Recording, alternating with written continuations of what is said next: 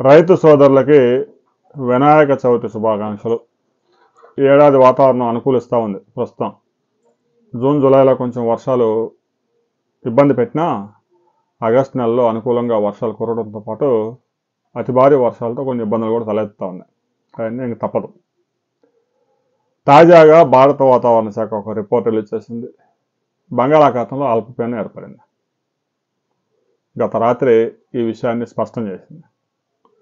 ఒడిశా బెంగాల్ సరిహద్దులో అల్పపీడనం ఏర్పడింది. దీని ప్రభావంతో ఆ ఒడిశా బెంగాల్తో పాటుగా ఆంధ్రప్రదేశ్లోని శ్రీకాకుళం, విజయనగరం, విశాఖపట్నం, ఏలూరు జిల్లాల్లో భారీ నుంచి అతి భారీ వర్షాలు, ఉభయ గోదావరి, కృష్ణా, గుంటూరు జిల్లాల్లో మోస్తరు నుంచి అక్కడక్కడా భారీ వర్షాలు, చాలా ప్రాంతాల్లో కంటిన్యూస్గా వర్షాలు, అప్పుడప్పుడు అక్కడక్కడ భారీ వర్షాలు నమోదయ్యే అవకాశం ఉంది.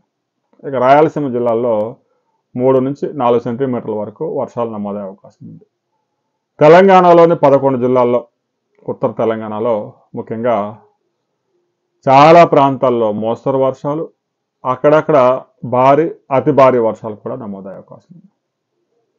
ఆల్రెడీ ఇప్పటికే ఒక ఉపరితల ఆవర్తనం కొనసాగుతూ ఉంది. రాజస్థాన్, మధ్యప్రదేశ్, ఛత్తీస్గఢ్, తెలంగాణ మీదుగా ఆంధ్రప్రదేశ్ మీదుగా. దాని ప్రభావంతో గడిచిన 24 గంటల్లో చాలా ప్రాంతాల్లో వర్షాలు నమోదయ్యాయి. కొన్ని ప్రాంతాల్లో 6-7 సెంటీమీటర్ల అతి భారీ వర్షాలు కూడా నమోదయ్యాయి. రాబోయే 4 రోజుల పాటు ఈ అల్పపీడన ప్రభావంతో పెద్ద ఎత్తున ఆంధ్రప్రదేశ్లోను, తెలంగాణలో వర్షాలు పడే అవకాశం ఉంది. ఇప్పటికే ఆగస్టు నెలలో సగటు వర్షపాతం కన్నా కూడా 56% అధికంగా నమోదైంది. మరో ఇంకా వారం రోజులు ఉంది కాబట్టి ఆగస్టు మాసంలో 70% పైగా అధిక వర్షపాతం నమోదయ్యే అవకాశం ఉంది. ఇక వర్షాకాలానికి మరో నెల అవకాశం ఉంది. సగటు వర్షపాతం కన్నా కూడా ఈ ఏడాది 5 నుంచి 10% ఎక్కువ నమోదయ్యే అవకాశం ఉందని భారత వాతావరణ శాఖ ముందే అంచనాలు రిలీజ్ చేస్తుంది. దాదాపుగా అంచనాలు రీచ్ కాబోతా ఉంది.